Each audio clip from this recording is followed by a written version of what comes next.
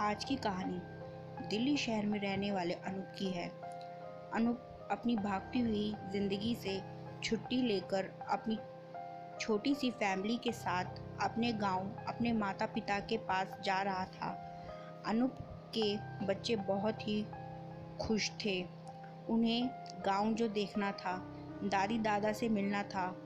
जब अनूप की फैमिली गांव में पहुंची तो उन्होंने एक विशाल बरगद का पेड़ देखा। वो बरगद का पेड़ देखने में डरावना था।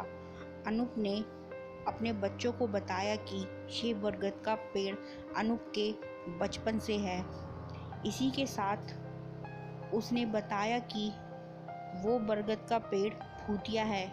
गांव वालों ने उस बरगद के पेड़ पर किसी भूतनी को रात के वक्त बैठे हुए देखा है।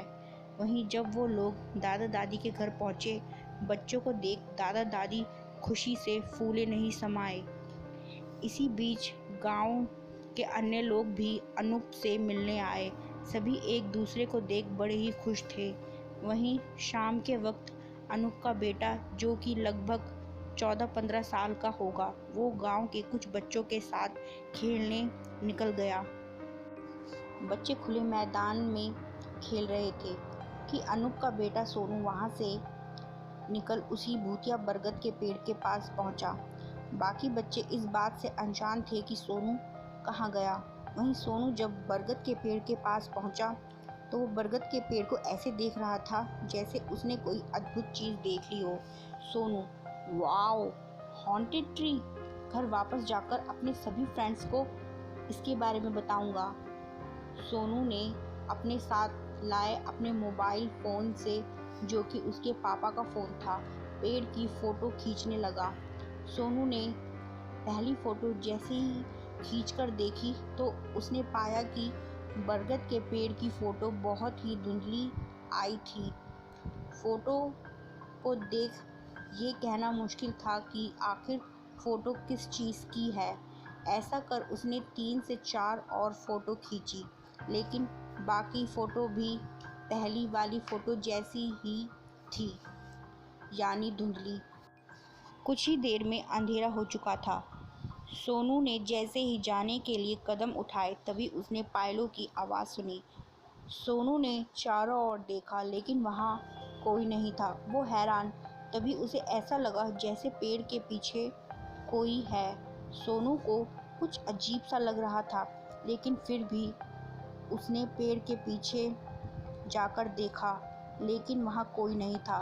उसने सोचा कि उसने पेड़ के पीछे किसी का हाथ देखा था, लेकिन अचानक वो इंसान कहाँ चला गया। और तभी अचानक सोनू ने पेड़ पर एक डरावनी औरत को देखा। वो घबरा गया और मम्मी पापा कहता हुआ घर पहुंचा। वहीं सोनू के माता पिता भी उसे ढूंढने निकलने ही वाले थे कि तभी जब सोनू घर पहुंचा तो उन्होंने सोनू को घबराते हुए देखा। पूछने पर सोनू कुछ कह नहीं पाया। सब ने सोचा शायद कुत्ते पीछे पड़ गए होंगे। वैसे भी गांव में बहुत ही बड़े बड़े कुत्ते थे। वहीं रात में सोनू को बरगद पे बैठी हुई उसी डरावनी औरत के सपने दिखे जा रहे थे।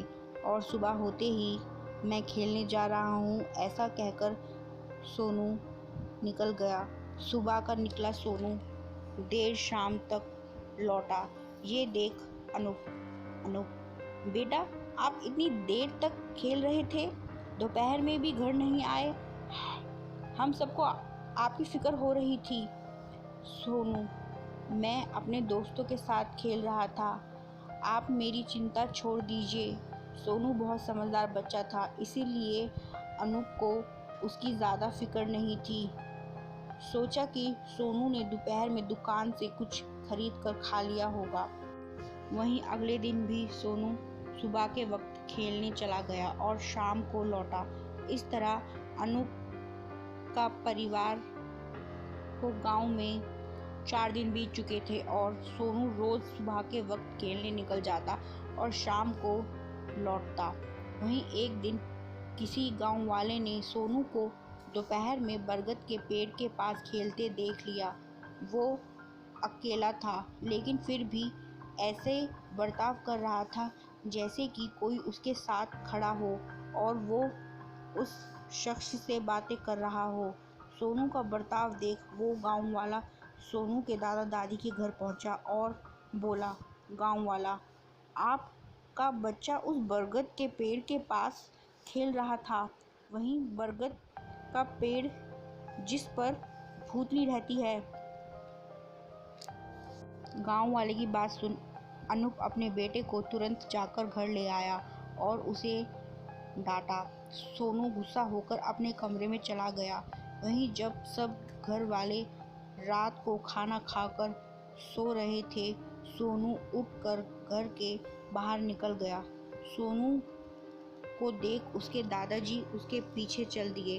तभी उन्होंने देखा कि सोनू देर रात गांव के मैदान में उसी भूतिया पेड़ के पास जा पहुंचा और खेलने लगा। दादाजी घबरा गए, ये सोच कि हो न हो सोनू पर बरगद की भूतनी ने कब्जा कर लिया। दादाजी भगवान का नाम लेते हुए सोनू के पास पहुंचे और किसी तरीके से उसे वापस घर ले आए। वहीं अगली सुबह दादाजी ने अनूप को रात का किस्सा बताया। सोनू की माँ बहुत घबरा गई।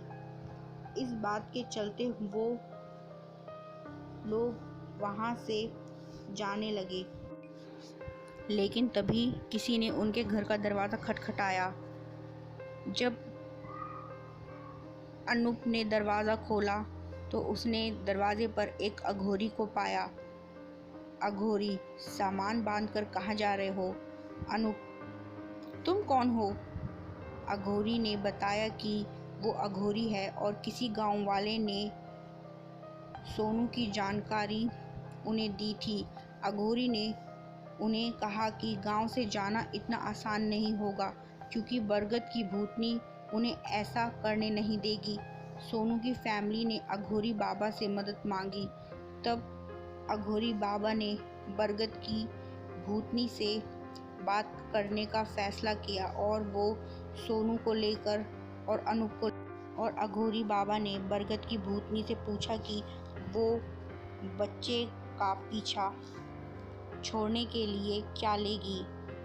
पहले तो भूतनी ने कुछ भी कहने से इनकार कर दिया, लेकिन जब अघोरी बाबा ने कुछ मंत्र पढ़े उसके बाद भूतनी अपनी इच्छा बताने के लिए राजी हो गई। भूतनी की फरमाइश के अनुसार अनूप ने अघोरी बाबा के साथ देर रात जाकर सोनू के हाथों से बरगद के पेड़ के नीचे साड़ी, चूड़ी, बिंदी वगैरह जैसी दूसरी और औरतों के श्रृंगार का सामान रख दिया। इसी के साथ कुछ मीठा खाने का सामान भी बरगद के पेड़ के नीचे रख दिया और फिर वो तीनों बिना पीछे मुड़े वहाँ से निकल गए। और इस तरीके से बरगद की भूतनी की मनचाही चीज़ देकर सोनू को अघोरी बाबा ने बचा लिया। अगर आप मेरे चैनल पर नए हो तो सबसे पहले कीजिए चैनल को सब्सक्राइब और उसके बाद कीजिए वीडियो को लाइक। Thank you.